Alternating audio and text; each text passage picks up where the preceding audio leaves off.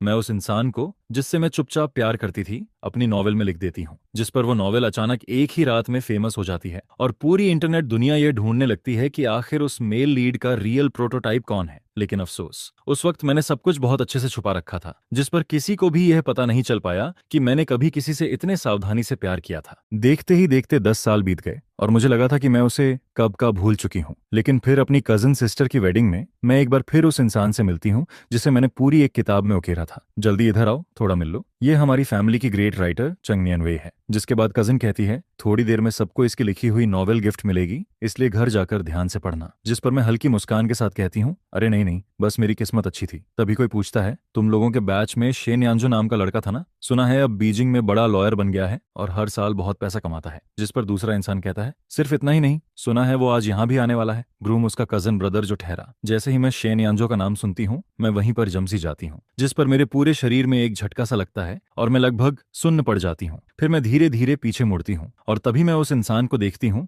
जिससे मिले हुए पूरे 10 साल हो चुके थे, लेकिन वो अचानक बिना किसी वार्निंग के मेरे सामने खड़ा था। शेन यानजो बिल्कुल वैसा ही दिख रहा था जैसा मेरी यादों में था। वही शार्प फेस, वही साफ नैन नक्श।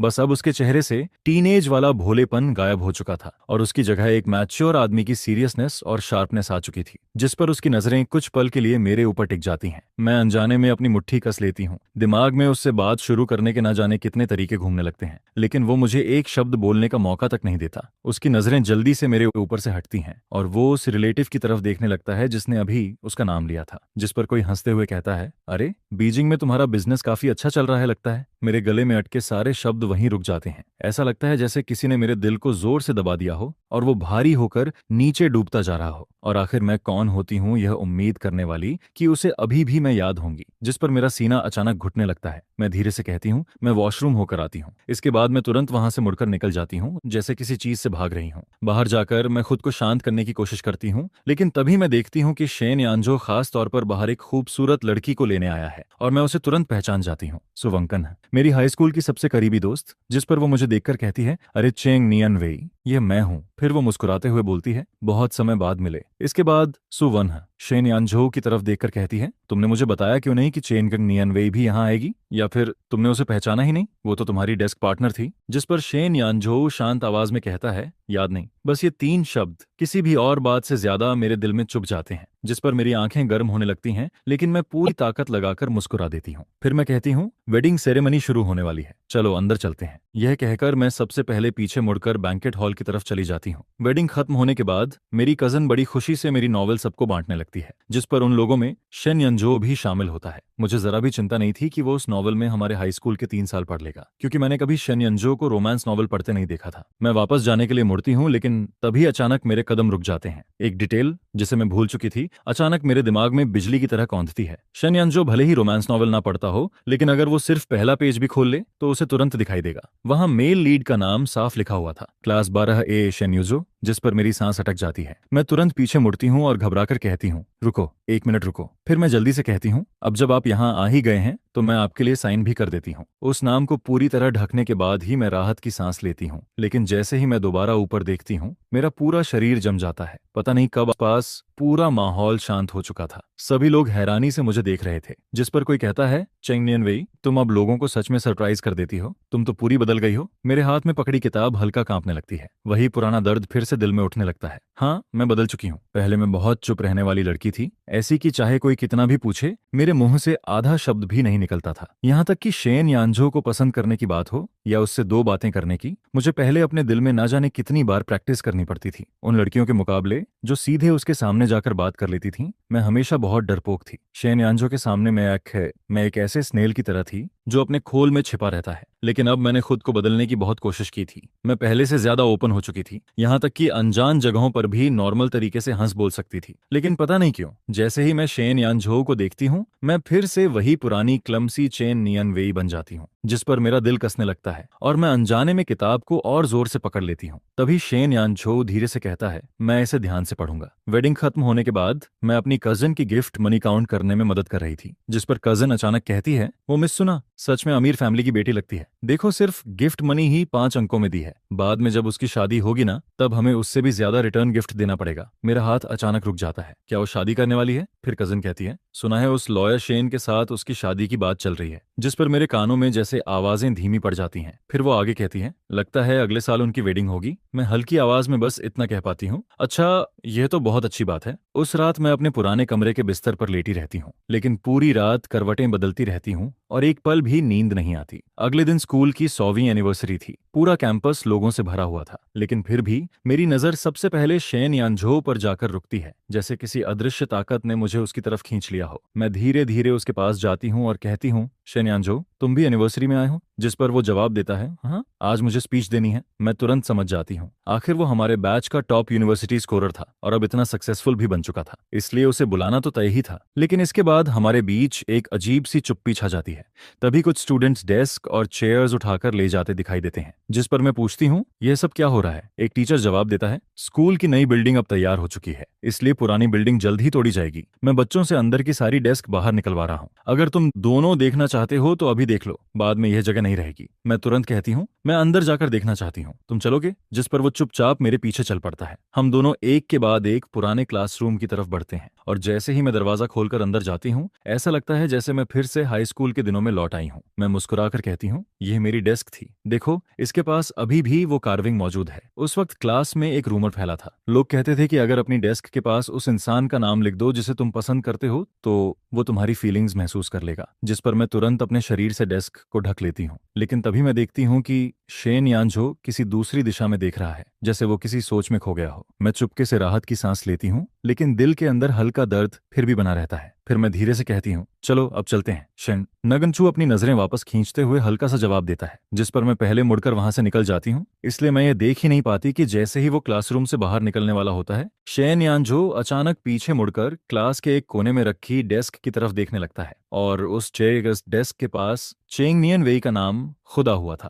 टीचिंग बिल्डिंग से बाहर निकलते ही मेरी नजर एक पुराने बेनियन ट्री पर पड़ती है, जिसे देखकर मुझे अचानक पुरानी बातें याद आने लगती हैं। फिर मैं मुस्कुराकर कहती हूँ, तुम्हें एक फनी बात सुनाऊं? पहले स्पोर्ट्स मीट के टाइम हमारी क्लास को हमेशा स्टेडियम साफ करने का काम मिलता था ना। एक बार मैंने पूरा ग्राउंड साफ कर लिया था, लेकिन वापस क्लास में जाने का मन नहीं हुआ, इसलिए मैं इसी पेड़ के नीचे छुपकर नॉवेल पढ़ने लगी थी। जिस पर मैं हल्का हंसते हुए आगे कहती हूँ, पढ़ते पढ़ते पता नहीं कब मुझे नींद आ गई और आधी नींद में मुझे ऐसा लगा जैसे किसी ने मेरे ऊपर जैकेट डाल दी हो। लेकिन जब मैं जागी तब मेरे ऊपर कुछ भी नहीं था, इसलिए मुझे लगा वो बस मेरा इल्यूजन था। तभी शेन यानझो धीरे से कहता है, वो इल्यूजन नहीं था। समय जैसे उसी पल रुक जाता है। वो इल्यूजन नहीं था। ये शब्द सुनते ही मेरा पूरा शरीर सुन्न पड़ जाता है, जिस पर मेरा दिल एक पल के लिए धड़कना ही भूल जाता है। तभी पीछे से एक आवाज आती है, नगानचू, तुम दोनों क्या बातें कर रहे हो? जिस पर पता चलता है कि सुवंकन्ह न जाने कब हमारे पीछे आकर खड़ी हो चुकी थी। वो मुस्कुराते हुए हमारे पास चली आती है। फिर शेन यानझो जवाब देता है, बस पुरानी बातें। जिस पर सुवंकन्ह उत्सुक होकर पूछती है, कैसी पुरानी बातें? क्या उनमें मेरा भी जिक्र है? मेरे अंदर अभी जो हलचल उठी थी वो सुवंकहन को देखते ही धीरे धीरे ठंडी पड़ने लगती है, जिस पर मैं खुद पर ही हंसने लगती हूँ। मैं आखिर क्या क्या इमेजिनेशंस करने लगी थी। तभी मुझे उस वीकेंड की बात याद आती है जब शेन यानझो ने मुझे लाइब्रेरी में पढ़ने के लिए बुलाया था। लेकिन जब मैं वहां पहुंची तब मैंने गलती से सुवंकन्ह को शेन यानझो से शर्माते हुए कन्फेस करते देख लिया था, जिस पर मैं घबराकर तुरंत वहां से भाग गई थी। उस रात मैं पूरी रात सो नहीं पाई। आखिर में बहुत हिम्मत जुटाकर मैंने सुवंकन्ह को मैसेज भेजा और उसने लगभग तुरंत रिप्लाई किया था। उसने कहा था, हम अभी बहुत छोटे हैं,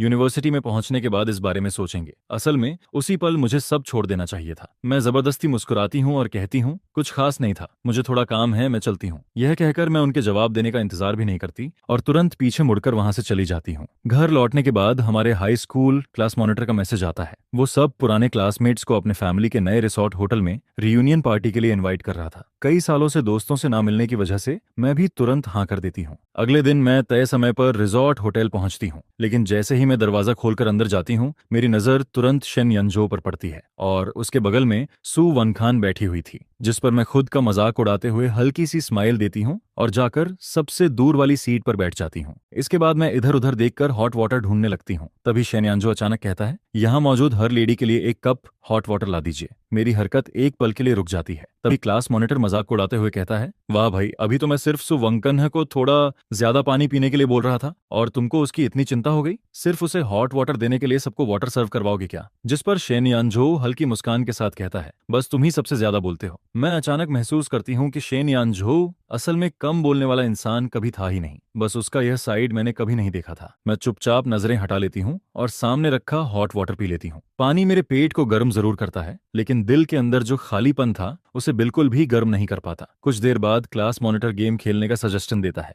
जिस पर हम सब रैंडम टीम्स में बंट जाते हैं। जो टीम सबसे ज्यादा सही जवाब देगी वही जीतेगी, और संयोग से मैं और शेन यानझो एक ही टीम में आ जाते हैं। हम दोनों आमने सामने बैठते हैं। तभी सवाल पूछा जाता है, चेंग नियन वेई का फेवरेट फ्रूट क्या है? शेन यानझो तुरंत जवाब देता है, मैंगो। फिर अगला सवाल आता है, चेंग नियन वेई का फेवरेट कलर? जिस पर वो बिना रुके जवाब देता है, स्काई ब्लू। क्लास मॉनिटर लगातार कई सवाल पूछता है और शेन यानझो हर सवाल का जवाब बहुत तेजी और बिल्कुल सही देता जाता है। जिस पर क्लास मॉनिटर हंसते हुए कहता है, सच में यार, ये तो कभी नोटिस ही नहीं हुआ। मुझे तो लगा था तुम दोनों ज्यादा क्लोज नहीं थे, लेकिन असल में तुम लोग हमसे छुपकर काफी बातें करते थे। वो तो बस मजाक कर रहा था। किसी ने उसकी बात को सीरियसली नहीं लिया सिवाय मेरे, क्योंकि शेन यानझो के हर सही जवाब के साथ मेरे दिल में एक अजीब सी फीलिंग पैदा होने लगती है। तभी मेरी नजर अचानक सुवंकन्ह पर पड़ती है। उसका एक्सप्रेशन अब पहले से काफी अनकंफर्टेबल लग रहा था। फिर वो अचानक कहती है, सॉरी, मैं वॉशरूम होकर आती हूँ। उस रात मैं अपने कमरे में लौटती हूँ, लेकिन फिर देर रात तक सो नहीं पाती। तीसरे दिन हम लोग प्लान के मुताबिक माउंटेन क्लाइंबिंग के लिए निकलते हैं। बाहर आते ही मेरी मुलाकात फिर शेन यानझो और सुवंकाहान से हो जाती है,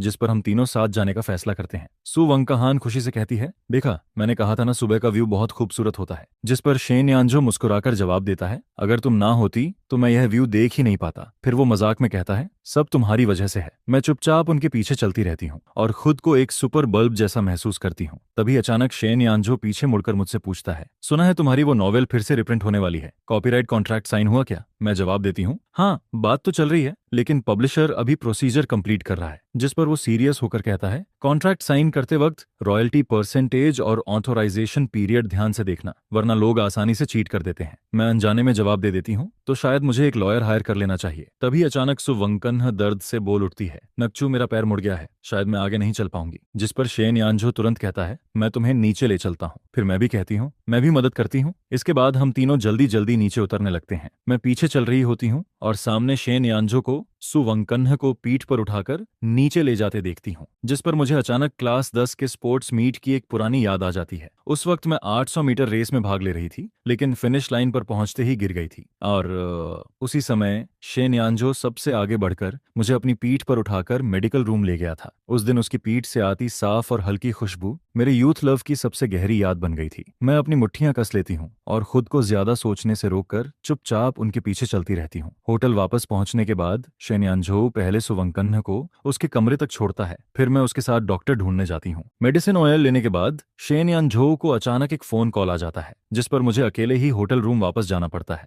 मैं सुवंकन्ह के पैर पर मेडिसिन लगा रही होती हूँ, तभी वो अचानक कहती है, वैसे नियमवी, मुझे अपना कॉन्टैक्ट दे दो ना। मैं थोड़ा रुककर पूछती हूँ, क्यों, कोई काम है क्या? जिस पर वो मुस्कुराकर कहती है, अब हम सब बीजिंग में ही रहते हैं तो मिलना आसान रहेगा, और कुछ महीनों बाद मैं और नग्नचू एक स्पेशल ओकेजन सेलिब्रेट करने वाले हैं, तब तुम्हें मैं डिनर पर बुलाएंगे। मैं तुरंत जवाब देती हूँ, उसकी जरूरत नहीं है, बीजिंग इतना बड़ा है, शायद बाद में हमारी मुलाकात कभी ना हो। अगर और कोई काम नहीं है तो मैं चलती हूँ। उस वक्त मेरे दिमाग में सिर्फ एक ही ख्याल था, मुझे यहाँ से निकलना है। इसके बाद मैं तुरंत अपना सामान पैक करती हूँ और कहती हूँ, मेरी खातिरदारी के लिए धन्यवाद, लेकिन बीजिंग में मुझे थोड़ा काम है, इसलिए मैं पहले जा रही हूँ। मैं कार में बैठकर बाहर का व्यू देख रही होती हूँ, तभी अचानक फोन बज उठता है। हेलो, दूसरी तरफ से आवाज आती है, नियमवी, क्या तुम फिल्म डायरेक्टर श्याजिंग को जानती हो? मैं एक पल के लिए चौंक जाती हूँ। भला मैं उसे कैसे ना जानती। 2 साल पहले इंस्पिरेशन लेने के लिए मैं हैंगडियन गई थी, जहां मैंने कुछ महीनों तक एक्स्ट्रा आर्टिस्ट का काम किया था, और वहीं मेरी मुलाकात श्याजिंग शेन से हुई थी, जो उस वक्त अभी बिल्कुल अननोन डायरेक्टर था। हम दोनों की काफी अच्छी जमती थी,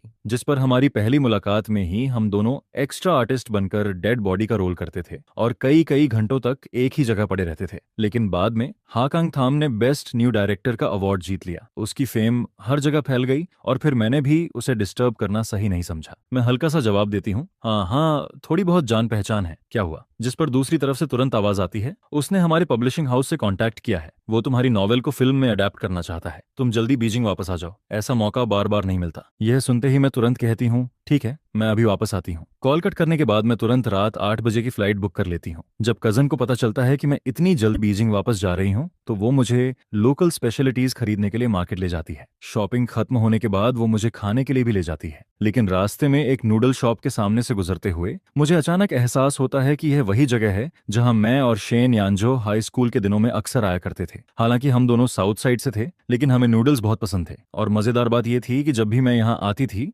10 में से 9 बार मुझे शेन यानजो जरूर मिल जाता था। खाना खत्म होने के बाद मैं काउंटर पर जाकर पेमेंट करने लगती हूँ।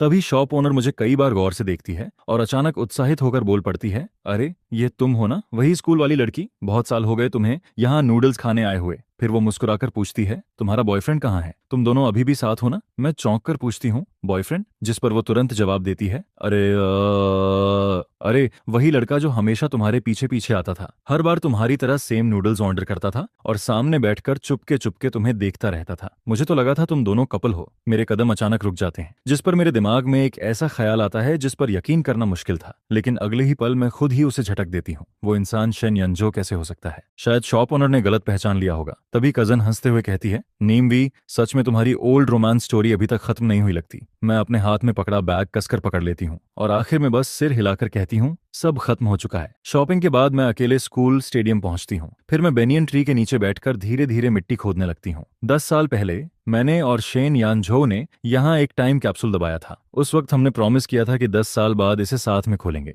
लेकिन अब शेन यानझो को देखकर लगता था कि वो ये सब कब का भूल चुका है। मैं कैप्सूल खोलती हूँ। अंदर 2 पुराने पीले पड़ चुके पेपर्स रखे थे, एक मेरा और एक शेन यानझो का। मैं अब पेपर खोलती हूँ, जिस पर मुझे अपनी पुरानी हैंडराइटिंग दिखाई देती है, 10 साल बाद वाली चेंग नियान वेई के नाम। क्या ग्रेजुएशन से पहले तुमने शेन यानझो को कन्फेस किया? क्या तुम दोनों साथ आए? अगर कुछ भी नहीं हुआ तो क्या तुम अभी भी उसे पसंद करती हो? ये पढ़ते ही मेरी आंखें लाल हो जाती हैं। फिर मैं पेन निकालकर बहुत ध्यान से जवाब लिखती हूँ, 10 साल पहले वाली चेंग नियान वेई। हेलो, तुमने कभी कन्फेस नहीं किया? तुम शेन यानझो के साथ भी नहीं रही? तुम सच में बहुत डरपोक थी। और जहां तक पसंद करने की बात है, सब कुछ खत्म हो चुका है ना? तुम दोनों की अब अपनी अलग जिंदगी है। आखिरी लाइन लिखने के बाद मैं पेपर वापस कैप्सूल में रख देती हूँ। फिर मेरी नजर शेन यानझो वाले पेपर पर पड़ती है।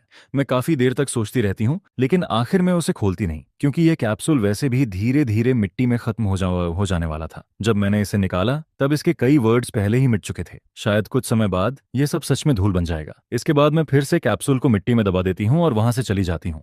करीब आधे घंटे बाद शेन यानझो भी वहां पहुंचता है। जब उसे पता चलता है कि चेंग नियन वेई पहले ही जा चुकी है तो वो भी जल्दी से कार लेकर निकलने लगता है, लेकिन तभी उसकी नजर जमीन की खोदी हुई मिट्टी पर पड़ती है, जिस पर वो कुछ पल के लिए ठहर जाता है। फिर वो धीरे से टाइम कैप्सूल बाहर निकालता है, लेकिन जैसे ही चेन नियन वे वाला पेपर हवा में उड़ जाता है, वो उसे उठाने के लिए झुकता है और अगले ही पल पेपर पर लिखे नए वर्ड्स देखकर वो पूरी तरह वहीं जम जाता है। बीजिंग लौटने के बाद मेरा ज्यादातर समय पब्लिशिंग हाउस में गुजरने लगता है। तभी एडिटर मुझसे कहता है, वैसे आज हमारी मीटिंग एक लॉयर के साथ भी है, अगर कॉन्ट्रैक्ट में कुछ समझ ना आए तो खुलकर पूछ लेना। जैसे ही मैं मीटिंग रूम का दरवाजा खोलती हूँ, मैं एक पल के लिए रुक जाती हूँ, क्योंकि अंदर शेन यानझो बैठा था। वो भी आवाज सुनकर मेरी तरफ देखता है, जिस पर हमारी नजरें आपस में टकराती हैं और कुछ पल के लिए हम दोनों चुप रह जाते हैं। इसके बाद शेन यानझो सबसे पहले हाथ बढ़ाकर कहता है, हेलो मिस चेंग, मैं इस कॉन्ट्रैक्ट का रिस्पॉन्सिबल लॉयर हूँ। मेरा दिल अचानक एक बीट मिस कर देता है। फिर मैं धीरे से उसका हाथ पकड़ती हूँ। मीटिंग शुरू होने के बाद शायद पहली बार मैं शेन यानझो को उसके वर्किंग मोड में देख रही थी।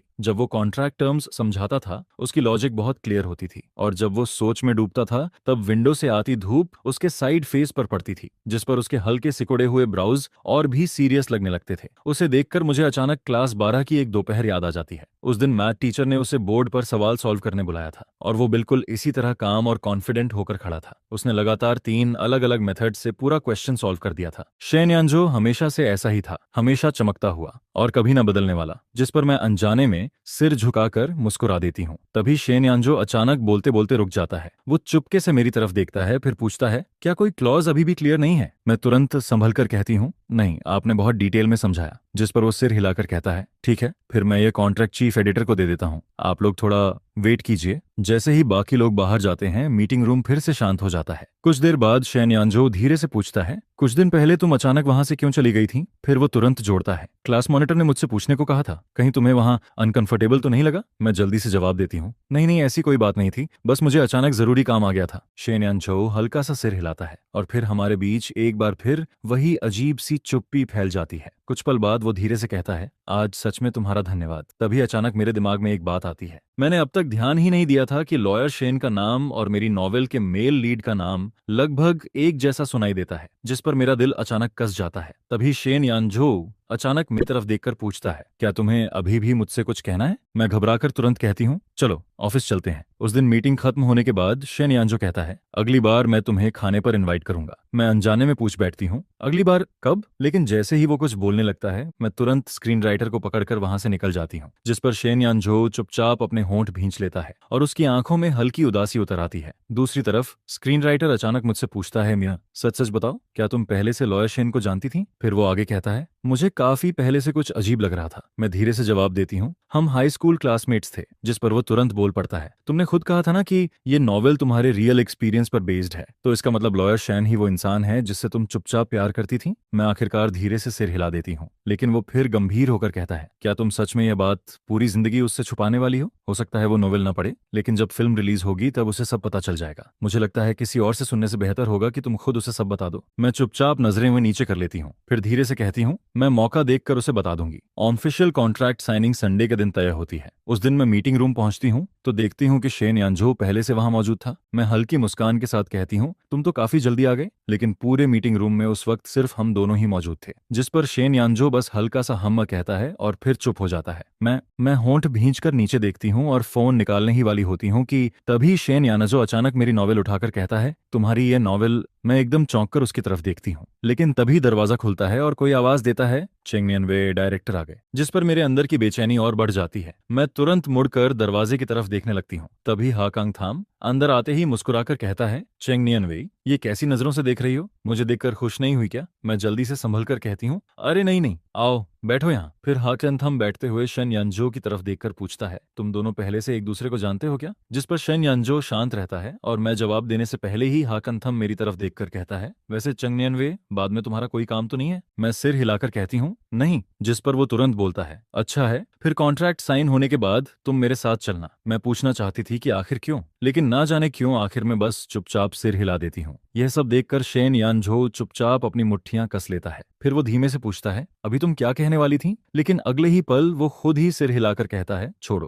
कुछ नहीं। ऑफिशियल कॉन्ट्रैक्ट साइन होने के बाद हाकांग थाम मुस्कुराकर कहता है, चलो अब वी चैट ऐड कर लेते हैं, आगे काम में कॉन्टैक्ट करना आसान रहेगा। मैं भी हल्का मुस्कुराकर जवाब देती हूँ, ठीक है। वी चैट ऐड करने के बाद मैं हाकांग थाम के साथ मीटिंग रूम से बाहर निकल जाती हूँ। बाहर आते ही वो अचानक मेरी तरफ मुड़कर कहता है, चेंग नियनवे, आखिर तुम्हारे दिमाग में चलता क्या है? या फिर तुम जानबूझकर मुझसे दूर भाग रही थी? मैं पूरी तरह चौंक जाती हूँ। जिस पर वो हल्की नाराजगी के साथ आगे कहता है, पहले खुद तुमने कहा था कि जब भी बीजिंग आओगी जरूर मुझसे मिलोगी, लेकिन उसके बाद क्या हुआ? पहली मुलाकात के बाद तुमने न जाने कितनी बार मुझे इग्नोर किया। मैं तुरंत सफाई देती हूँ, लेकिन तुमने भी तो मुझे कभी खुद से बुलाया नहीं, मुझे लगा तुम बिजी हो। जिस पर हाकांग थाम हंसते हुए कहता है, तो आखिर किसने किससे दूरी बनाई? फिर वो अचानक सीरियस होकर कहता है, जिस दिन मुझे अवार्ड मिला था मेरा फोन कंग्रेचुलेशंस मैसेजेस से भर गया था, लेकिन तुमने क्या किया? बस एक छोटा सा कंग्रेट्स भेजा और उसके बाद गायब हो गई। उसकी नजरें सीधे मेरी आंखों में टिक जाती हैं। तुम आखिर डर किस बात से रही थी? इस बात से कि अवार्ड जीतने के बाद मैं बदल जाऊंगा। वो कुछ पल रुकता है, फिर धीमे से कहता है, अगर इस बार मैं खुद तुम्हारे पास कोलैबोरेशन के लिए ना आता तो क्या तुम जिंदगी भर मुझसे कॉन्टैक्ट नहीं करती? उसकी इतनी सीधी बात सुनकर मैं पूरी तरह चुप हो जाती हूँ। फिर मैं ध्यान से उसकी आंखों में देखती हूँ। उन डार्क आइज में आज भी वही पुराना कॉन्फिडेंस चमक रहा था। वो अब भी वही लड़का था जो पहले एक्स्ट्रा आर्टिस्ट्स के लिए पहाड़ की तरह खड़ा हो जाता था। वही दोस्त जो लाखों की वॉच पहनने के बाद भी मेरे साथ सस्ते लंच बॉक्स को लेकर कंप्लेंट करता था और टाइमिंग देखकर जल्दी जल्दी खाना लेने भागता था। यह सोचते ही मैं अचानक हंस पड़ती हूँ। फिर मैं दोनों हाथ जोड़कर कहती हूँ, ठीक है, बड़ी गलती हो गई मुझसे, इस बार माफ कर दो। जिस पर हा कान थाम मुस्कुराकर कहता है, अगर सच में सॉरी हो तो मेरी फिल्म की स्क्रीन राइटर बन जाओ, आखिर ओरिजिनल ऑथर से बेहतर स्क्रिप्ट कौन लिखेगा? मैं बिना सोचे तुरंत जवाब देती हूँ, ठीक है, मैं करूंगी। वीकेंड के दिन मौसम काफी अच्छा था, जिस पर हा कांग थाम पूरी फिल्म टीम को पास के कैंपिंग एरिया में पिकनिक के लिए बुलाता है।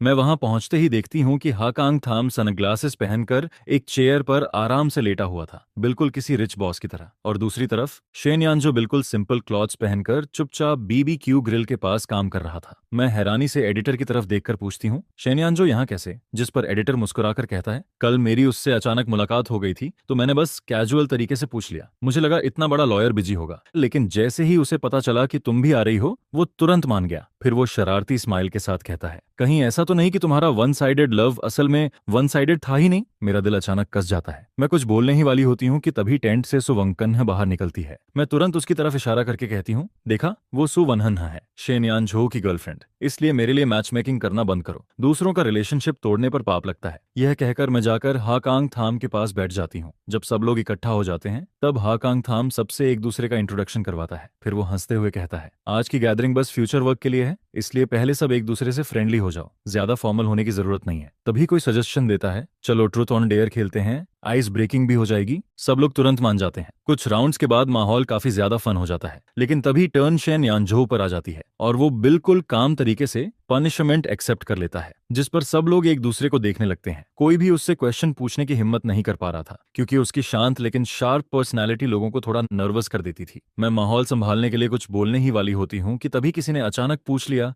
यहाँ मौजूद लोगों में क्या कोई ऐसा है जिसे तुम पसंद करते हो? ये सवाल सुनते ही पूरा माहौल अचानक शांत हो जाता है। शेनयानझो हल्का सा भौहें सिकोड़ता है, फिर शांत आवाज में कहता है, हाँ, यहाँ एक इंसान है जिसे मैं पसंद करता हूँ। उसकी नजरें पूरे समय सामने की तरफ ही रहती हैं और उसके बगल में बैठी सुवंकन्ह शर्म से नजरें झुका लेती है। दोनों को देखकर ऐसा लग रहा था जैसे वो पहले से ही एक दूसरे के दिल की बात जानते हों। जिस पर कोई जल्दी से माहौल बदलते हुए कहता है, ठीक है, नेक्स्ट पर्सन। कुछ देर बाद मैं उठकर पास वाले वॉशरूम की तरफ चली जाती हूँ, लेकिन सुवंकन्ह भी मेरे पीछे आ जाती है। फिर वो अचानक कहती है, सिस्टर नियमवी, हम बेस्ट फ्रेंड्स हैं ना? मैं चुप रह जाती हूँ। शायद पहले थे, लेकिन अब क्या हम सच में अभी भी फ्रेंड्स कहलाते हैं? तभी वो सीधे मेरी आंखों में देखकर कहती है, मुझे शेनयानझो पसंद है। ये बात मैं पहले भी तुमसे कह चुकी हूँ और आज फिर कह रही हूँ। फिर वो धीरे लेकिन साफ आवाज में कहती है, अगर तुम अभी भी मुझे फ्रेंड मानती हो तो उससे थोड़ा दूर रहो। उसकी बात सुनते ही मेरा शरीर हल्का सा जम जाता है और तभी मुझे ग्रेजुएशन से एक रात पहले की बात याद आती है। उस रात शेनयानझो ने मुझे मैसेज किया था कि उसे मुझसे कुछ जरूरी बात करनी है। उस वक्त हम दोनों काफी समय से ठीक से बात नहीं कर रहे थे,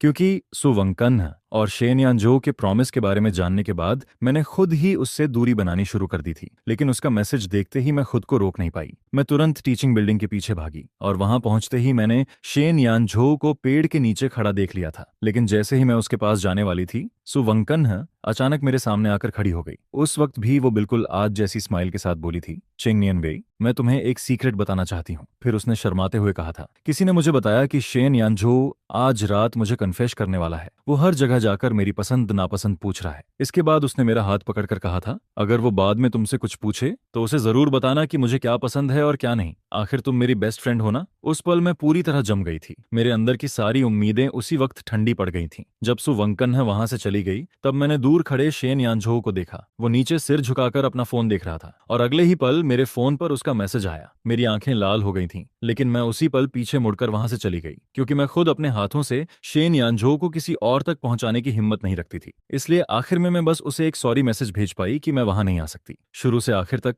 मैं हमेशा एक डरपोक इंसान ही रही। उस वक्त भी मुझमें इतनी हिम्मत नहीं थी कि पीछे मुड़कर शेनयानझो का एक्सप्रेशन देख पाती जब उसने मेरा मैसेज पढ़ा होगा। और आज भी मैं सुवन्ह की बात का जवाब देने की हिम्मत नहीं जुटा पा रही थी। फिर मैं धीरे से उसकी तरफ देखकर कहती हूँ, और मेरा क्या? तुम्हारी फीलिंग्स हैं तो क्या मेरी फीलिंग्स कुछ भी नहीं? मैं हल्का कांपते हुए आगे कहती हूँ, मैंने उससे दूर जाने की पूरी कोशिश की थी। मैंने जानबूझकर नानजिंग यूनिवर्सिटी चुनी और अगले पूरे 10 साल तक मैंने अब दोबारा कभी पीछे मुड़कर शेनयानझो को देखने की हिम्मत नहीं की। यहाँ तक कि मैं उससे उसकी कोई खबर तक पूछने की हिम्मत नहीं करती थी। मैंने अपनी इस फीलिंग को बहुत गहराई से छुपा कर रखा था। किसी को भी नहीं पता था कि मैंने भी कभी किसी को इतनी गहराई से प्यार किया था। सुवंकन, तुम्हें ये सब बातें कहने की जरूरत नहीं है। मैंने कभी भी तुम दोनों के बीच आने के बारे में नहीं सोचा था, पहले भी नहीं और अब भी नहीं। जैसे ही मैं ये कहकर मुड़ती हूँ, उसी पल मेरी नजर एक गहरी आंखों वाली निगाह से टकराती है, जिस पर मैं देखती हूँ कि शेनयानझो पता नहीं कब से वहां खड़ा था और ये भी नहीं पता कि उसने हमारी कितनी बातें सुन ली थी। वो बस वहीं खड़ा रहता है, बिल्कुल वैसे ही जैसे स्कूल के उन 3 सालों में जहां वो हमेशा चुपचाप मेरे दिल के एक कोने में बसा रहता था। यह देखकर अचानक मुझे सांस लेना तक भारी लगने लगता है, जिस पर शेन यानझो धीरे से बोलता है, लेकिन मैं बिना रुके वहां से मुड़कर चली जाती हूँ, जैसे मैंने उसे देखा ही ना हो। उसने शायद कभी इमेजिन भी नहीं किया था कि मैं उसे इस तरह इग्नोर कर दूंगी, जिस पर उसका दिल अंदर से अजीब तरीके से भारी हो जाता है। इसके बाद वो किसी से पूछता है, तुम अभी चेन नियानवेई से क्या बात कर रही थी? जिसके जवाब में सामने से आवाज आती है। मैंने उससे पूछा था कि उसे शिया जिंगचे कैसा लगता है, और उसने क्या कहा? उसने कहा कि वो बचपन से ही उसे काफी पसंद करती है। वैसे भी उसे हमेशा से एनर्जेटिक और आउटगोइंग लड़के पसंद थे, बिल्कुल शिया जिंगचे जैसे। यह सुनते ही शेन यानझो का दिल और ज्यादा भारी हो जाता है, क्योंकि उसे अचानक वो पुराना दिन याद आने लगता है जब उसने चेन नियानवेई को प्रपोज करने का फैसला किया था। उस दिन उसने उसे मिलने बुलाया था, लेकिन चेन नियानवेई आई ही नहीं। उल्टा सबके सामने सुवान खान ने उसे प्रपोज कर दिया था। शेन यानझो, मैं तुम्हें पसंद करती हूँ। जिस पर उसने बिना हिचकिचाए जवाब दिया था, सॉरी, लेकिन मैं किसी और को पसंद करता हूँ, और वो चेंग नियानवेई है। इसके बाद सु वंकहान उससे पूछती है, क्या तुम्हें पता है उसे क्या पसंद है और क्या नहीं? अगर चाहो तो मैं तुम्हारी हेल्प कर सकती हूँ। जिस पर शेन यानजो थोड़ा हैरान होकर पूछता है, तुम्हें गुस्सा नहीं आएगा? वो मेरी सबसे अच्छी दोस्त है, अगर वो खुश रहेगी तो मुझे भी खुशी होगी। तो उसे किस तरह के लड़के पसंद है? उसे लाइवली, आउटगोइंग और बास्केटबॉल खेलने वाले लड़के पसंद हैं। यह सुनकर शेन यानझो पूरी तरह चुप हो जाता है, क्योंकि उन क्वालिटीज में से एक भी उसके अंदर नहीं थी। जिस पर उसे लगने लगता है कि शायद यही वजह थी कि चेंग नियानवेई हमेशा सबसे इतनी वार्मली बात करती थी, लेकिन सिर्फ उसके साथ ही दूरी बनाकर रखती थी, क्योंकि उसे शायद उसके जैसे लड़के पसंद ही नहीं थे। उस वक्त शेन यानजो बहुत डिसअपॉइंटेड हुआ था, और फिर उस इंसिडेंट के बाद उसने नोटिस किया कि चेंग नियानवे जानबूझकर उससे बचने लगी थी। यह सब देखकर वो और ज्यादा टूटने लगता है, लेकिन फिर भी उसने हार नहीं मानी। उसने अगले दिन भी डिसाइड किया कि वो प्रपोज जरूर करेगा, और ये बात उसने सिर्फ सुवंकान को बताई थी, क्योंकि वो चेंग नियानवे की सबसे करीबी दोस्त थी। लेकिन उस दिन भी वो चेंग नियानवे का इंतजार करता रह गया। इसके बाद समय बहुत तेजी से गुजरता गया। ग्रेजुएशन हुई, फिर कॉलेज, फिर काम, लेकिन इन सब सालों में वो दोबारा कभी चेंग नियानवेई से नहीं मिला, जिस पर उसे लगने लगा था कि शायद वो इस प्यार को धीरे धीरे भूल चुका है। लेकिन फिर एक दिन जब वो अपने होम टाउन में एक शादी अटेंड करने वापस आया, तभी भीड़ के बीच उसकी नजर पहली बार फिर से चेंग नियानवे पर पड़ती है, और उसी पल उसका दिल जोर जोर से धड़कने लगता है, जिस पर उसे एहसास होता है कि वो आज भी चेंग नियानवे से उतना ही प्यार करता है। पूरे 10 साल बाद भी उसका प्यार बिल्कुल पहले जैसा ही था। शेन यानझो ने सोचा था कि 10 साल गुजरने के बाद सुवंकान की ये बातें सुनकर शायद उसे अब फर्क नहीं पड़ेगा, लेकिन वो गलत था। उसका दिल अभी भी अंदर से दर्द करता रहता है, जैसे कोई चीज उसे लगातार जकड़ रही हो और वो ठीक से सांस भी ना ले पा रहा हो। जिस पर वो बिना सुवंकन की तरफ दोबारा देखे वहां से मुड़कर चला जाता है, और जैसे ही वो जाता है सुवंकन के चेहरे का एक्सप्रेशन तुरंत ठंडा पड़ जाता है। उसकी आंखों में एक अजीब सा डार्क इमोशन दिखाई देने लगता है। इसके बाद मैं चुपचाप वापस कैंपिंग एरिया में लौट आती हूँ। जैसे ही मैं बैठती हूँ, शिया जिंगचे तुरंत बोल पड़ता है, बाथरूम गई थी क्या इतनी देर? लेकिन मैं उसकी बात पूरी तरह इग्नोर कर देती हूँ। इसके बाद मैं सामने रखी वाइन की बोतल उठाती हूँ और सीधे अंधेरे की तरफ चली जाती हूँ। यह देखकर शिया जिंगचे के चेहरे की स्माइल गायब हो जाती है, और वो भी तुरंत मेरे पीछे आ जाता है। अगर शराब पीकर दुख भूलना है तो कम से कम सही जगह तो चुनो, ये कोई बार नहीं है। अगर तुम नशे में गिर गई तो तुम्हें घर कौन लेकर जाएगा? जिस पर मैं अचानक उससे पूछ बैठती हूँ, क्या तुमने कभी किसी से वन साइडेड लव किया है? यह सुनकर शिया जिंगचे कुछ सेकंड के लिए रुक जाता है, फिर कैजुअली बोलता है, मेरे लुक्स के साथ किसी से वन साइडेड लव करना काफी मुश्किल है। उसकी ये बात सुनकर मेरे अंदर भरे इमोशंस अचानक अटक जाते हैं, जिस पर मैं मौका देखकर उसके हाथ से वाइन ग्लास छीन लेती हूँ और एक बड़ा घूंट पी जाती हूँ। शिया जिंगचन 2 बार होंठ दबाता है, फिर पूछता है, तुम उस लॉयर को पसंद करती हो? सही कहा ना मैंने? तुम्हें कैसे पता? मैं फिल्म मेकर हूँ, तुम्हारी नजरें जिस तरह उसे देखती हैं वो मैं एक नजर में समझ जाता हूँ। यह सुनकर मैं धीरे से बोलती हूँ, मैंने उसे बहुत सालों से प्यार किया है, मैंने कभी किसी को इतना पसंद नहीं किया। जिस पर वो पूछता है, फिर तुम दोनों साथ क्यों नहीं हो सकते? क्योंकि वो उस लड़की को पसंद करता है जो आज उसके साथ आई थी। सुवंकन? हाँ। ये सुनकर शिया जिंगचे हल्का सा हंसता है, तो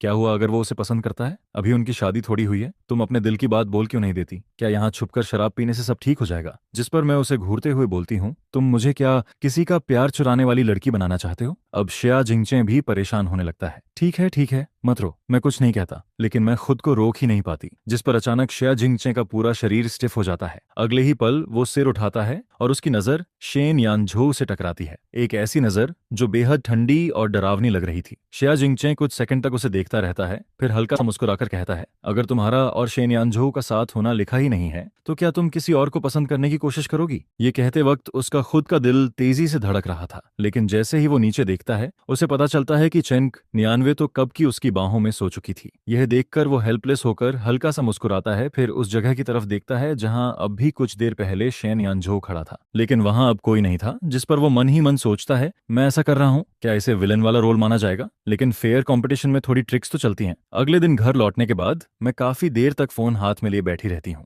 मैं शेन यानझो को मैसेज भेजना चाहती थी, लेकिन मेरी उंगली सेंड बटन पर जाकर रुक जाती है। आखिर में मैं वो सारे वर्ड्स एक एक करके डिलीट कर देती हूँ। अगर उसने सू वनखन की बातें सुन ली होंगी तो अभी मैसेज भेजना खुद की इंसल्ट करवाने जैसा होगा, और अगर उसने कुछ नहीं सुना तो हमारे बीच काम के अलावा किसी और रिलेशन की जरूरत भी नहीं थी, जिस पर आखिर वो मैसेज कभी सेंड ही नहीं होता। 1 महीने बाद क्रू आउटडोर शूटिंग के लिए कंट्री साइड पहुंचता है। उस दिन मैं टेम्पररी रेस्ट एरिया में बैठकर स्क्रिप्ट रिवाइज कर रही थी। तभी पता चलता है कि हीरोइन का स्कार्फ बस में छूट गया है। क्योंकि सबको डर था कि शिया जिंगचे गुस्सा हो जाएगा, इसलिए मैंने खुद वो काम करने का फैसला किया। लेकिन वापस लौटते वक्त अचानक एक घबराई हुई माउंटेन गोट मेरी तरफ भागती हुई आती है, जिस पर उसे बचाने के चक्कर में मेरा पैर फिसल जाता है और मैं सीधे पहाड़ी रास्ते से नीचे लुढ़क जाती हूँ। उसी समय शेन यानझो पब्लिशिंग हाउस में कॉन्ट्रैक्ट डिस्कस कर रहा होता है, लेकिन अचानक उसका दिल जोर से धड़कने लगता है, जिस पर वो अनजाने डर के साथ अपने सीने पर हाथ रखता है, जैसे उसे किसी अनहोनी का एहसास हो रहा हो। लेकिन उसके दिल में उठ रही वो बेचैनी किसी भी तरह खत्म नहीं होती। मीटिंग खत्म होने के बाद जैसे ही शेन यानझो पब्लिशिंग हाउस से बाहर निकलता है, तभी उसे खबर मिलती है कि चेंग 99 फिल्म सेट से गायब हो गई है। यह सुनते ही उसका दिल एक पल के लिए रुक सा जाता है, जिस पर वो बिना कुछ सोचे तेजी से बाहर की तरफ भागता है। उधर धीरे धीरे रात गहरी होती जा रही थी। मैं दर्द से कराहते हुए होश में आती हूँ। जैसे ही मुझे एहसास होता है कि मैं एक खड़ी ढलान के नीचे घास और झाड़ियों के बीच पड़ी हूँ, मैं बड़ी मुश्किल से खुद को संभाल कर बैठती हूँ। हल्की सी रोशनी के सहारे मैं अपने घाव देखने लगती हूँ। मेरा दायां पैर बुरी तरह सूज चुका था। सिर्फ हल्का सा हिलाने पर भी ऐसा दर्द होता है जैसे हड्डियां टूट रही हों, जिस पर मैं पूरी ताकत लगाकर ऊपर चढ़ने की कोशिश करती हूँ, लेकिन पैर में उठता दर्द तुरंत मुझे पसीने से भिगो देता है। कई बार कोशिश करने के बाद भी जब मैं ऊपर नहीं चढ़ पाती तो आखिरकार हार मानकर वहीं पत्थर के सहारे बैठ जाती हूँ। ठंडी हवा में मैं अपने दोनों हाथों को कसकर पकड़ लेती हूँ और किसी मदद का इंतजार करने लगती हूँ, जो आएगी भी या नहीं इसका मुझे खुद नहीं पता था। धीरे धीरे मेरी कॉन्शियसनेस धुंधली पड़ने लगती है। उधर शिया जिंगचे को रिपोर्टर्स ने चारों तरफ से घेर लिया था। वो वहां से निकल ही नहीं पा रहा था, जिस पर शेन यानझो खुद लोगों को लेकर उस छोटे रास्ते पर निकल पड़ता है और हर छोटी से छोटी चीज को ध्यान से सर्च करने लगता है। समय लगातार गुजरता जाता है और आखिर में वहां सिर्फ वही अकेला बचता है। तभी अचानक सड़क किनारे से एक शीप दौड़ती हुई निकलती है। यह देखकर शेन यानझो एक पल के लिए चौंक जाता है, लेकिन फिर उसके दिमाग में अचानक कुछ क्लिक होता है, जिस पर वो तुरंत सड़क किनारे फैले उस घने जंगल की तरफ देखने लगता है, जिसका कोई अंत दिखाई नहीं दे रहा था। उसे अचानक एहसास होता है कि शायद उसे पता चल गया है कि चेंग 99 कहाँ हो सकती है। इसके बाद वो बिना एक पल गंवाए तेजी से नीचे उतरने लगता है। रास्ते में पेड़ों की टहनियां उसके शरीर को कई जगह काट देती हैं, लेकिन उसे इसकी बिल्कुल परवाह नहीं होती। वो बस लगातार उसका नाम पुकारता रहता है, 99, 99। कुछ देर बाद शेन यानझो लड़खड़ाते हुए मेरे पास पहुंचता है। उसके कांपते हाथ धीरे से मेरी गर्दन की पल्स चेक करते हैं और जैसे ही उसे मेरी हल्की सी धड़कन महसूस होती है, वो पूरी तरह थक कर वहीं जमीन पर बैठ जाता है। 99, मैं तुम्हें यहाँ से बाहर लेकर जाऊंगा। इसके बाद वो तुरंत लोकेशन भेजकर बाकी लोगों को खबर करता है और फिर बहुत संभाल कर मुझे अपनी पीठ पर उठा लेता है। कई घंटों तक लगातार सर्च करने की वजह से उसकी सारी ताकत लगभग खत्म हो चुकी थी। हर कदम उसके लिए बेहद भारी होता जा रहा था। उसकी शर्ट पूरी तरह पसीने से भीग चुकी थी और उसके पैर ऐसे लग रहे थे जैसे उनमें सीसा भर गया हो। लेकिन उसके दिमाग में सिर्फ एक ही बात चल रही थी, उसे मुझे हर हाल में यहाँ से बाहर निकालना था। आखिरकार जब वो वापस उस छोटे रास्ते तक पहुंचता है, तब उसका शरीर पूरी तरह जवाब दे देता है, जिस पर वो धीरे से मेरे पास गिर जाता है और मेरी तरफ गहराई से देखते हुए अपनी आंखें बंद कर लेता है। जब मैं दोबारा होश में आती हूँ तो सबसे पहले मेरी नजर हॉस्पिटल की सफेद छत पर पड़ती है। सिर घुमाते ही मैं शिया जिंगचे को वहां खड़ा देखती हूँ। वो धीरे से कहता है, मैंने तुम्हें कुछ दिनों की छुट्टी दे दी है, आराम करो। मैं मुश्किल से उठकर बैठती हूँ। तुम्हें परेशानी हुई? सॉरी। लेकिन शिया जिंगचे कुछ नहीं बोलता। कुछ देर तक कमरे में चुप्पी छाई रहती है। फिर वो अचानक बोल पड़ता है, तुम्हें ढूंढने वाला मैं नहीं था, वो शेन यानझो था। उसने तुम्हें 2 घंटे तक ढूंढा, फिर तुम्हें अपनी पीठ पर उठाकर उस खड़ी ढलान से ऊपर लाया और जैसे ही बाहर पहुंचा वो खुद थक कर बेहोश हो गया। यह सुनते ही मैं तुरंत कंबल हटाकर बाहर की तरफ भागती हूँ। तभी पीछे से एक लड़की की आवाज आती है, चेंग 99, क्या तुम्हें दूसरों के रिश्ते में बीच में आकर बहुत मजा आता है? जिस पर मैं रुक जाती हूँ। तुम्हारे अंदर जरा भी सेल्फ रिस्पेक्ट नहीं है क्या? मैं धीरे से जवाब देती हूँ, नहीं है। तुम आखिर कब तक शेन यानजो के पीछे पड़ी रहोगी? अगर तुम्हारी वजह ना होती तो वो घायल भी नहीं होता। अपनी बेस्ट फ्रेंड के पसंद के आदमी को पसंद करना तुम्हें खुद से घिन नहीं आती? उसके हर शब्द मेरे दिल में चाकू की तरह चुभते जाते हैं, जिस पर मेरा चेहरा पूरी तरह पीला पड़ जाता है। तभी अचानक किसी की ठंडी आवाज सुनाई देती है, बेहतर होगा तुम अपनी जुबान संभाल कर बात करो। जिस पर वो लड़की गुस्से से बोलती है, चेंग नियानवेई सच में काफी चालाक है। कितने आदमी उसके लिए खड़े हो जाते हैं, फिर भी ये शेन यानजो को छोड़ती ही नहीं। बस करो। मैं अचानक उसे रोक देती हूँ। तुम्हें सुवंकन की बातें सुनने की जरूरत नहीं है, वो गलत बोल रही है। लेकिन मैं धीरे से सिर हिलाती हूँ, नहीं, वो सही कह रही है। ये सब बहुत पहले खत्म हो जाना चाहिए था। मुझे बहुत पहले ही शेन यानजो से साफ दूरी बना लेनी चाहिए थी। इतने में शेन यानजो वहां पहुंच जाता है। तुम यहाँ क्यों आई हो? जिस पर मैं उसकी तरफ देखते हुए बोलती हूँ, तुम्हारा शुक्रिया अदा करने। अगर तुम मुझे वहां से नहीं बचाते तो शायद मैं मर जाती। शेन यानजो हल्का सा नजरें झुकाकर बोलता है, कोई बड़ी बात नहीं थी, बस जो करना चाहिए था वो किया। हम इसके बाद दोनों के बीच फिर से खामोशी छा जाती है। कुछ देर बाद वो बोलने ही वाला था, जब तुम ठीक हो जाओगी तब, लेकिन मैं अचानक उसे बीच में रोक देती हूँ। शेन यानजो, मुझे तुमसे कुछ कहना है। क्या? मैं गहरी सांस लेते हुए बोलती हूँ, असल में मैं तुम्हें पसंद करती थी। यह सुनते ही वो चौंक जाता है। पसंद करती थी? हाँ, शायद इसी वजह से जब हम दोबारा मिले तो कई बार मुझे समझ ही नहीं आया कि अभी 2025 चल रहा है या 2015। मुझे ये भी समझ नहीं आता था कि मेरे सामने खड़ा इंसान 18 साल का शेन यानजो है या 28 साल का। लेकिन अब मैंने सब समझ लिया है। पास्ट आखिर पास्ट ही होता है, उसे प्रेजेंट पर असर नहीं डालना चाहिए। मैं ऐसा नहीं कर सकती, ये तुम्हारे लिए अनफेयर होगा, इसलिए चलो सिर्फ दोस्त बनकर रहते हैं। यह सुनकर कमरे में लंबी चुप्पी छा जाती है। काफी देर बाद शेन यानजो भारी आवाज में पूछता है, सिर्फ दोस्त? मैं हल्की मुस्कान के साथ सिर हिला देती हूँ, हाँ सिर्फ दोस्त। ठीक है तो दोस्त। इसके बाद मैं धीरे से उठती हूँ। अब मैं तुम्हें डिस्टर्ब नहीं करूंगी।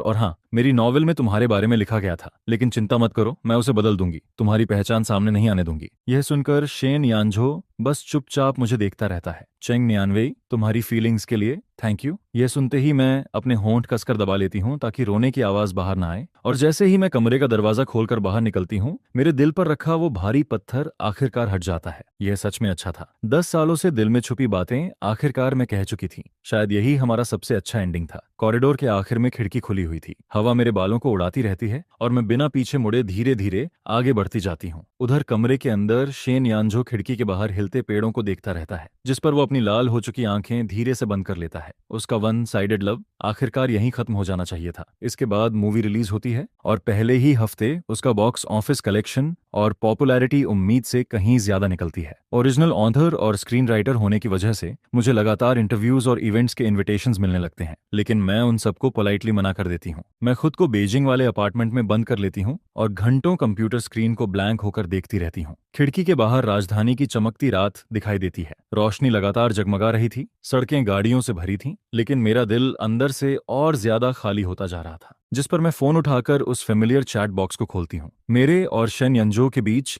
आखिरी मैसेज आधा साल पहले का था। मैं गहरी सांस लेकर फोन बंद कर देती हूँ और खुद को फिर से काम में डुबो देती हूँ। उसी समय शेन यानजो के सामने कॉफी टेबल पर वो नॉवल रखी होती है जिसे वो पता नहीं कितनी बार पढ़ चुका था। उसके पास ही मूवी का प्रमोशनल पोस्टर भी पड़ा था। वो फिल्म को 3 बार देख चुका था और हर बार जब भी वो मेल लीड का बदला हुआ नाम देखता, उसके दिल में हल्का सा दर्द उठता रहता। यही वो बात थी जिसके बारे में चेंग नियानवे ने कहा था कि वो उस पर असर नहीं पड़ने देगी। उसने नॉवेल में मेल लीड का नाम पूरी तरह बदल दिया था। स्टोरी के हर उस डिटेल को मिटा दिया गया था जिससे उसकी पहचान सामने आ सकती थी, जैसे वो इस मौके का इस्तेमाल करके हमेशा के लिए उसे अलविदा कहना चाहती हो। शेन यानजो काफी देर तक सोफा पर लेटा रहता है, जिसके बाद वह एक लंबी सांस छोड़ता है। तभी उसके बेस्ट फ्रेंड का फोन आता है। शेन यानजो, तुमने वो मूवी देखी? देख ली? फिर कुछ कहना नहीं है? जिस पर सामने वाला हैरानी से कहता है, मुझे यकीन नहीं होता तुम इतना सब देखने के बाद भी ऐसे शांत बैठ सकते हो। कहने को कुछ नहीं है, सब कुछ बहुत पहले खत्म हो चुका है। यह सुनकर उसका दोस्त फिर बोलता है, शेन यानजो, लड़का अनमैरिड, लड़की भी सिंगल, आखिर तुम डर किस बात से रहे हो? जिस पर शेन यानजो धीमे स्वर में कहता है, मुझे डर है अगर मैंने सच बोल दिया तो शायद हम दोस्त भी नहीं रह पाएंगे, लेकिन अगर नहीं बोला तो हम जिंदगी भर सिर्फ दोस्त बनकर रह जाएंगे। तो क्या तुम सच में इससे संतुष्ट हो? फोन कटने के बाद शेन यानजो किताब के उस नाम को हल्के से छूता है जिसे बदला गया था, जिस पर उसे चेंग नियानवी की वो लाल आंखें याद आने लगती हैं जब उसने फ्रेंडशिप की बात की थी। फिर हॉस्पिटल रूम के बाहर कांपती हुई उसकी पीठ बीट याद आती है। 10 साल बीत चुके थे। शेन यानजो को लगा था कि वह एक दूसरे को खो देने की आदत डाल चुका है, लेकिन मूवी में बदला हुआ नाम देखकर उसे एहसास होता है कि कुछ पछतावे वक्त के साथ खत्म नहीं होते, बल्कि और ज्यादा दर्द देने लगते हैं। मुझे अंदर बुलाओगी नहीं? यह सुनकर मैं चौंक जाती हूँ। आप यहाँ कैसे? जिस पर शिया जिंगचे मुस्कुराते हुए अंदर आता है। हमारी महान स्क्रिप्ट राइटर से मिलने आया हूँ। देखना था कि कहीं फिर से रात भर काम तो नहीं कर रही। इसके बाद वह खाने का पैकेट आगे बढ़ाता है। तुम्हारे favourite Hong Kong style tea shop का लेट नाइट स्नैक लाया हूँ। उसकी नजर कमरे में घूमती है। तभी वह मेरी सूजी हुई आंखें और आंसुओं के निशान देख लेता है, जिस पर उसके चेहरे की मुस्कान हल्की पड़ जाती है, लेकिन वह कुछ पूछता नहीं। थैंक्स। कुछ देर की चुप्पी के बाद वह अचानक बोलता है, मूवी बहुत सक्सेसफुल रही, कंग्रेचुलेशंस। और इसके लिए आपको भी कंग्रेचुलेशंस। अगर आपने मुझे ये मौका नहीं दिया होता तो मुझे इतने सारे काम के ऑफर्स भी नहीं मिलते। जिस पर शिया जिंगचे काफी देर तक मुझे देखता रहता है, फिर धीरे से कहता है, अगर तुम सच में मुझे थैंक यू कहना चाहती हो तो मुझे तुम्हें परस्यू करने का मौका दे दो। यह सुनकर मैं पूरी तरह स्टंड रह जाती हूँ। क्या नियानवी? हम काफी लंबे समय से एक दूसरे को जानते हैं। हैंगडियन में एक्स्ट्रा रोल करने से लेकर आज साथ में मूवी बनाने तक मुझे हमेशा लगा कि हम दोनों एक जैसे हैं। दोनों के अंदर खुद को साबित करने की आग है। वह आगे कहता है, मुझे नहीं पता ये कब शुरू हुआ, लेकिन तुम्हें देखते देखते मेरी फीलिंग्स बदल गईं। मैं खुद को रोक नहीं पाया। जब तुम दुखी होती हो तो तुम्हें हंसाना चाहता हूँ। जब तुम्हें किसी और के करीब देखता हूँ तो अंदर से अनकंफर्टेबल फील करता हूँ। जिस पर वह मेरी आंखों में देखते हुए कहता है, नैनवी, मैं तुम्हें सिर्फ दोस्त की तरह पसंद नहीं करता, मैं तुम्हें एक औरत की तरह पसंद करता हूँ। मैं उसे गंभीर नजरों से देखती रहती हूँ। मेरे दिल के अंदर सब कुछ उलझा हुआ था। शिया जिंगचे बहुत अच्छा इंसान था। वह ब्राइट था, टैलेंटेड था और हर चीज में परफेक्ट लगता था। अगर मेरे दिल में वो 10 साल पुराना वन साइड लव ना होता तो शायद मैं सच में उससे प्रभावित हो जाती। लेकिन जिंदगी में अगर और काश जैसी चीजें नहीं होती। जिस पर मैं धीरे से कहती हूँ, थैंक यू मुझे पसंद करने के लिए और इतने समय तक मेरा ख्याल रखने के लिए भी। लेकिन फीलिंग्स को फोर्स नहीं किया जा सकता। शिया जिंगचे तुरंत पूछता है, क्या ये सब शेन यानजो की वजह से है? मैं इनकार नहीं करती। मेरा दिल बहुत छोटा है। उसमें एक इंसान के आने के बाद किसी और के लिए जगह नहीं बचती। भले ही शायद मैं और वो कभी साथ ना हो पाए, लेकिन मैं खुद से झूठ नहीं बोल सकती और न ही आपसे। यह सुनकर शिया जिंगचे काफी देर तक चुप रहता है, इतना कि मुझे लगने लगता है कि शायद वह गुस्सा होकर चला जाएगा। लेकिन फिर वह अचानक हंस देता है। ठीक है, समझ गया, मतलब मुझे पॉलिटली रिजेक्ट कर दिया गया। इसके बाद वह हल्के मजाक में कहता है, शायद मेरी गलती बस इतनी है कि मैं बहुत देर से आया, सॉरी। जिस पर वह तुरंत बोलता है, अरे इसमें सॉरी किस बात की? तुम बस मुझे पसंद नहीं करती, कोई मर्डर थोड़ी किया है। फिर वह खुद को संभालते हुए कहता है, मैं शिया जिंगचे हूँ, पकड़ना भी जानता हूँ और छोड़ना भी। कौन जाने कल से शायद मैं तुम्हें पसंद करना बंद भी कर दूं। इसके बाद वह खाने की तरफ इशारा करता है, स्नैक खाना मत भूलना, वेस्ट मत करना। दरवाजे तक पहुंचकर वह अचानक रुकता है। वैसे मैंने सुना है कि शेन यानजो अभी तक सिंगल है। उसका उस वान खान नाम की लड़की के साथ कभी कुछ था ही नहीं। यह कहकर वह चला जाता है और मैं वहीं खड़ी रह जाती हूँ। शुरुआती ऑटम में बीजिंग का मौसम ठंडा होने लगता है। एक दिन पब्लिशिंग हाउस के पास वाले कैफे में काफी समय बाद मेरी मुलाकात फिर से शेन यानजो से होती है। कुछ पल की ऑकवर्ड साइलेंस के बाद जैसे ही शेन यानजो कुछ कहने वाला होता है, तभी एक आवाज आती है, सारे प्रोसीजर्स पूरे हो गए, चलें। शिया जिंगचे मेरे पास आकर नेचुरली खड़ा हो जाता है। जिस पर मैं अनजाने में शेन यानजो की तरफ देखती हूँ और उसकी आंखों में अचानक उभरी उम्मीद को नोटिस कर लेती हूँ। मैं कुछ एक्सप्लेन करना चाहती थी, लेकिन शब्द होंठों तक आकर रुक जाते हैं। एक्सप्लेन क्या करूं और किस हक से? इसके बाद मैं धीरे से कहती हूँ, चलते हैं। शेन यानजो वहीं खड़ा हमें जाते हुए देखता रहता है। हमारी साथ जाती हुई बैग्स उसकी आंखों में चुभने लगती हैं। शाम होते ही शेन यानजो अकेले अपने फेमिलियर बार में पहुंच जाता है। उसका दोस्त गुस्से में बोलता है, बस करो अब, पहले क्या कर रहे थे तुम? मैंने कहा था ना, इतना कवर्ड मत बनो। अब देखो, वो शिया जिंगचे के साथ चली गई। अब यहाँ बैठकर खुद को शराब में डुबोते रहो। जिस पर शेन यानजो कुछ नहीं कहता। वह बस सिर झुकाकर चुपचाप विस्की का ग्लास उठाता है और बाकी बची शराब एक ही सांस में खत्म कर देता है। जब सुवंकन को फोन मिलता है और वह वहां पहुंचती है तो उसके सामने एक ऐसा आदमी होता है जो एक लड़की के लिए खुद को पूरी तरह तोड़ चुका था। वह दर्द से पूछती है, क्या तुम उसे इतना पसंद करते हो, इतना कि तुम्हें अपने आसपास कोई और दिखता ही नहीं? जिस पर शेन यानजो बिना झिझक कहता है, हाँ, शायद उससे मिलने के बाद मेरे दिल में किसी और के लिए जगह बची ही नहीं। उसके अलावा मैं किसी और से प्यार कर ही नहीं सकता। ये शब्द सुरीटी वंकन के 10 साल पुराने सपनों को पूरी तरह तोड़ देते हैं। उसे एहसास होता है कि शुरू से ही ये एक ऐसी कहानी थी जिसमें वह अकेली एक्टिंग कर रही थी। इसके बाद वह थके हुए स्वर में कहती है, जाओ चेंग नियानवी को वापस ले आओ। शेन यानजो दर्द भरी आवाज में कहता है, बहुत देर हो चुकी है, उसका बॉयफ्रेंड है। जिस पर सुवंकाहान अचानक सच बोल देती है, मैंने उससे झूठ कहा था। मैंने कहा था कि हम दोनों साथ हैं, इसलिए उसने खुद को पीछे खींच लिया। उसे कभी पता ही नहीं था कि तुम हमेशा उसी से प्यार करते थे। यह सुनते ही शेन यानजो की आंखें फैल जाती हैं। क्या कहा तुमने? मैंने फेक रिलेशनशिप का झूठ बोला था क्योंकि मैं तुम्हें पसंद करती थी। उसका आखिरी आई एम सॉरी बहुत हल्का था, लेकिन वो सीधे शेन यानजो के दिल पर चोट करता है। एक पल में चेन यानवी की सारी दूरी, उसका अवॉइड करना, सबकी वजह साफ हो जाती है। मैं और शिया जिंगचे अपार्टमेंट बिल्डिंग के नीचे अलग होते हैं। जैसे ही मैं मुड़कर जाने लगती हूँ, अचानक मेरे कदम रुक जाते हैं। दिल जैसे किसी ने कसकर पकड़ लिया हो, क्योंकि सामने थोड़ी दूरी पर शेन यानझो खड़ा होता है। ऐसा लग रहा था जैसे वह भागता हुआ यहाँ आया हो। उसके बाल बिखरे हुए थे, सांसें तेज चल रही थीं, और हमेशा शांत रहने वाले उसके चेहरे पर पहली बार बेचैनी साफ दिख रही थी। तुम यहाँ क्यों आए? जिस पर वह मेरी तरफ देखते हुए कहता है, मुझे तुमसे कुछ कहना है, क्या हम बात कर सकते हैं? इसके बाद शिया जिंगचे माहौल समझकर हल्का मुस्कुराता है। तुम दोनों बात करो, मैं चलता हूँ। और ये सब देखकर भी दिल में दर्द कम नहीं होता। हाँ कांग थाम के जाते ही मैं वापस मुड़कर शेन यानझो की तरफ देखती हूँ। आप क्या कहना चाहते थे? जिस पर वह बिना देर किए बोलता है, मैं सुवंकान के साथ नहीं हूँ। नहीं, सच तो ये है कि मैंने उसे कभी पसंद ही नहीं किया। हम दोनों सिर्फ दोस्त थे। दोस्त। उसके मुंह से निकले ये दो शब्द मेरे दिल में अजीब सी चुभन पैदा कर देते हैं। सुवंकन और वो सिर्फ दोस्त थे,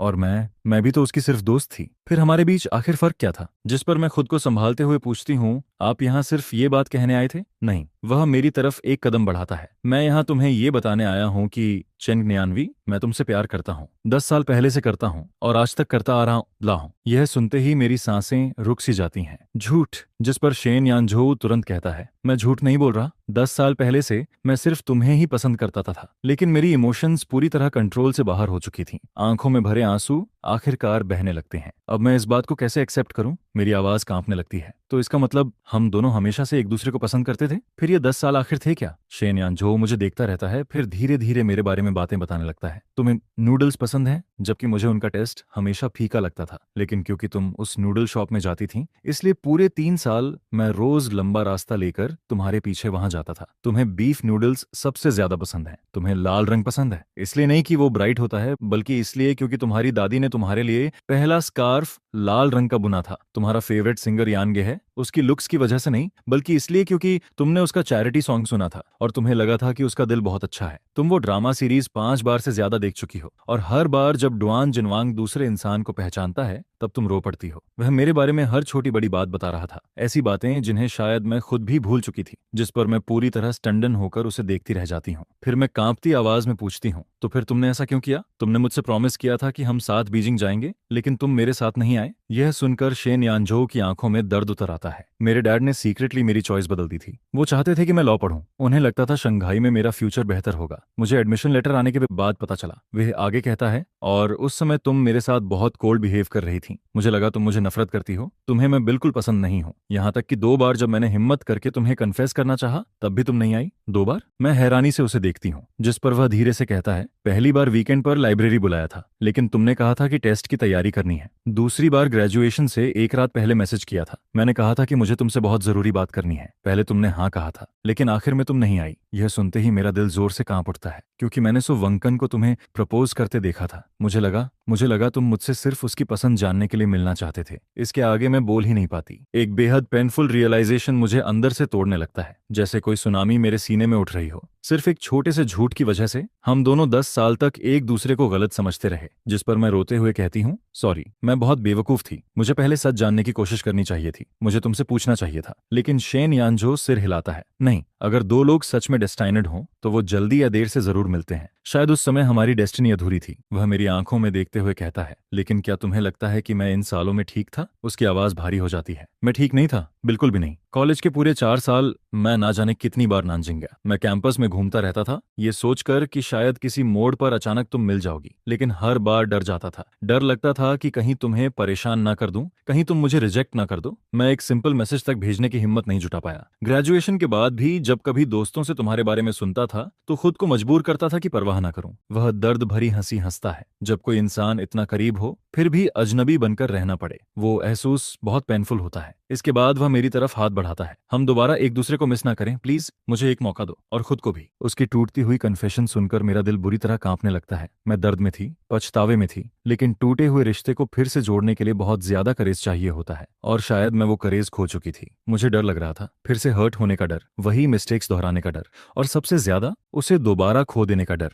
इसलिए आखिर में मैं सबसे कावर्ड रास्ता चुनती हूँ। भाग जाना, जिस पर मैं धीरे से कहती हूँ छोड़ दो। शेन यानझो मुझे डिसबिलीफ से देखता रह जाता है। क्यों? क्योंकि मैं थक चुकी हूँ। मैं उसकी आंखों से नजरें चुराकर बोलती हूँ, पास्ट को लेकर खुद को टॉर्चर करने का कोई मतलब नहीं है। हम दोनों अब वो लोग नहीं रहे जो 10 साल पहले थे, और मैंने एक दूसरे डायरेक्टर के साथ कॉन्ट्रैक्ट साइन किया है। मुझे विदेश जाकर शूटिंग करनी है। वो प्रोजेक्ट बहुत लंबा है, शायद 3 साल लग जाएंगे। फिर मैं कांपती आवाज में कहती हूँ, मैं तुम्हारा और वक्त बर्बाद नहीं कर सकती। तुम किसी बेहतर और स्टेबल इंसान डिजर्व करते हो। यहीं खत्म करते हैं। Goodbye Shen Yanzhou. ये सुनते ही शेन यानझो वहीं जमकर रह जाता है, जैसे उसके शरीर की सारी ताकत खत्म हो गई हो। उसका दिल इतनी बुरी तरह टूटता है कि उसे सांस लेना भी मुश्किल लगने लगता है, जिस पर उसे पहली बार महसूस होता है कि शायद इस बार वह सच में चेंग नियानवी को हमेशा के लिए खो देगा। मैं घर लौट आती हूँ। अंदर सब कुछ उलझा हुआ था, लेकिन न मैं रोती हूँ न चिल्लाती हूँ। बस चुपचाप मैकेनिकली अपना सामान पैक करने लगती हूँ। 3 दिन बाद एयरपोर्ट के इंटरनेशनल डिपार्चर हॉल में लोगों की भीड़ लगी होती है। मैं हा कान्हा थाम के बगल में खड़ी थी, लेकिन मेरा दिमाग कहीं और था। जैसे ही मेरी टर्न आने वाली होती है, अचानक मेरे कदम रुक जाते हैं। ऐसा लगता है जैसे पैरों में किसी ने कील ठोक दी हो। मेरे दिमाग में सिर्फ शेन यानझो की लाल आंखें घूम रही थीं, और उसकी वो आवाज, हम दोबारा एक दूसरे को मिस ना करें प्लीज, जिस पर हा कांग थाम पीछे मुड़कर मुझे देखता है। नियनवी, ऐसा कोई फैसला मत लो जिसे बाद में रिग्रेट करना पड़े। जिंदगी बहुत लंबी होती है, लेकिन पूरी जिंदगी के सामने वक्त फिर भी कम पड़ जाता है। इसके बाद वह धीरे से मेरे हाथ से बोर्डिंग पास और पासपोर्ट ले लेता है। मैं तुम्हारी टिकट चेंज करवा देता हूँ। पहले वो सब बोलो जो दिल में दबा रखा है। अपने फीलिंग्स से भागना बंद करो। उसके बाद डिसाइड करना कि तुम्हें कौन सा रास्ता चुनना है। मैं उसे भावुक नजरों से देखती हूँ। हाँ, मैं 10 साल तक कावड़ बनी रही, 10 साल तक भागती रही। क्या अब भी मैं अपनी डर की वजह से अपनी पूरी जिंदगी की खुशी खो दूंगी? इसी पल मेरे अंदर दबा हुआ करेज अचानक स्प्रिंग की नई कॉम्पल की तरह बाहर निकलने लगता है। Thank you. मैं जल्दी से मुड़ती हूँ और वापस उसी दिशा में भागने लगती हूँ जहां से आई थी। भागते भागते मैं शेन यानझो को कॉल करती हूँ, लेकिन फोन उसकी असिस्टेंट उठाती है। असिस्टेंट की बात सुनते ही मेरा दिल जोर से कांप उठता है। वो अभी अभी एक जरूरी कॉल अटेंड करके बिना कुछ बोले ऑफिस से बाहर निकल गए। शायद कोई बहुत अर्जेंट काम था। यह सुनते ही मेरे कदम वहीं रुक जाते हैं। एक पल में बेचैनी, घबराहट और खालीपन मुझे पूरी तरह घेर लेता है। ऐसा लगने लगता है जैसे मैं फिर से उसे खो दूंगी। लेकिन तभी लगभग हार मान चुकी मेरी नजर अचानक दूर जाकर ठहर जाती है। भीड़ के बीच एक फेमिलियर सिलुएट तेजी से मेरी तरफ भागता हुआ दिखाई देता है। वो शेन यानझो था। वह लोगों के बीच से रास्ता बनाते हुए मेरी तरफ दौड़ रहा था। उसकी सांसें तेज चल रही थीं, बाल हवा से बिखर चुके थे, यहाँ तक कि उसकी शर्ट के बटन्स भी ठीक से बंद नहीं थे। उसके चेहरे पर वही बेचैनी थी जो इस वक्त मेरे अंदर थी। घबराहट, जल्दबाजी, डर, जिस पर मुझे महसूस होता है मैं ही नहीं, शेन यानझो भी मुझे ढूंढ रहा था। कुछ ही सेकंड में वह मेरे सामने आकर रुक जाता है। वह गहरी सांस लेते हुए मुझे देखता है, जैसे डर रहा हो कि अगर एक पल भी देर हुई तो मैं फिर से गायब हो जाऊंगी। जिस पर वह कांपती आवाज में कहता है, सॉरी, लेकिन मैं मान नहीं सकता कि हमारी कहानी ऐसे ही खत्म हो जाए। उसकी आंखें लाल हो चुकी थीं। चेंग नियानवी, मैं तुमसे प्यार करता हूँ, हमेशा से करता आया हूँ। अगले ही पल वह मुझे अपनी तरफ खींच लेता है, और फिर 10 साल देर से आया वो किस आखिरकार हमारे बीच उतर आता है। जैसे 10 साल का इंतजार, दर्द, गलत फहमियां और अधूरी फीलिंग्स उसी एक पल में टूटकर बाहर आ रही हों। काफी देर बाद शेन यानझो धीरे धीरे मुझे देखता है। फिर आखिरकार उसके चेहरे पर एक हल्की सी मुस्कान आ जाती है, जिस पर मैं रोते रोते हंस पड़ती हूँ और अपना चेहरा उसके गर्म सीने में छुपा लेती हूँ। उसकी तेज धड़कनों को मैं साफ फील कर पा रही थी। हमारे आसपास एयरपोर्ट का शोर था। लोग लगातार आ जा रहे थे। अनाउंसमेंट्स की आवाजें गूंज रही थीं। लेकिन उस पल हमारी दुनिया में सिर्फ हम दोनों थे। जिस पर मैं धीमे से कहती हूँ, शेन यानझो, मैं भी तुमसे प्यार करती हूँ। 10 साल की गलतफहमियां, दर्द, दूरियां और अधूरी फीलिंग्स के बाद आखिरकार हम एक दूसरे को खोने से बचा लेते हैं। Thank you. मैं उसकी तरफ देखते हुए मुस्कुराती हूँ। मेरी यूथ में आने के लिए थैंक यू। फिर आंखों में आंसू लिए धीरे से कहती हूँ, और मेरी फ्यूचर में रुक जाने के लिए भी थैंक यू।